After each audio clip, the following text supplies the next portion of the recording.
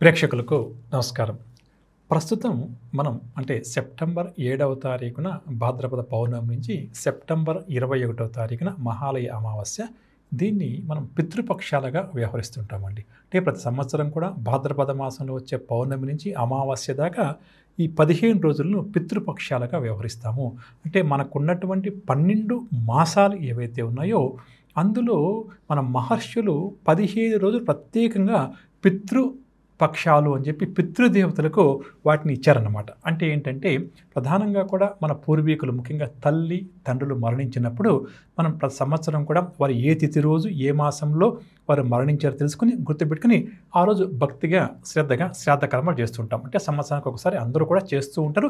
వారి సంప్రదాయాన్ని అనుసరించి చెప్పవచ్చు. ఏ రోజైతే తల్లిదండ్రులు మరణిస్తారో ఏ మాసంలో మరణించారు ఏ తిథి రోజు మరణించారో తెలుసుకుని దాన్ని గుర్తుపెట్టుకుని ప్రతి సంవత్సరం కూడా శ్రాద్ధ కర్మలు శ్రద్ధగా చాలామంది చేస్తుంటారు. ఈ విధంగా చేస్తే పితృదోషాలు తొలగిపోతాయి అని మన పెద్దలు చెప్పారు. అందులో ముఖ్యంగా కూడా ఈ భాద్రపద మాసంలో వచ్చే ఈ 15 రోజులు ప్రస్తుతం నడుస్తున్న కాలం ఏదైతే ఉందో 21వ తారీఖు అమావాస్య. ఆ రోజు మహాలయ అమావాస్యగా దీన్ని వ్యవహరిస్తాం.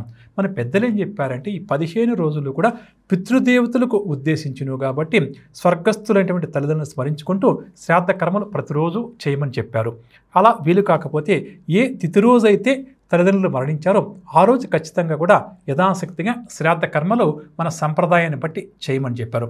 అది కూడా మేము చేయలేమండి, మాకు వీలు కాదు అని చెప్పి అనుకుంటే తప్పకుండా మహాలయ అమావాస్య రోజు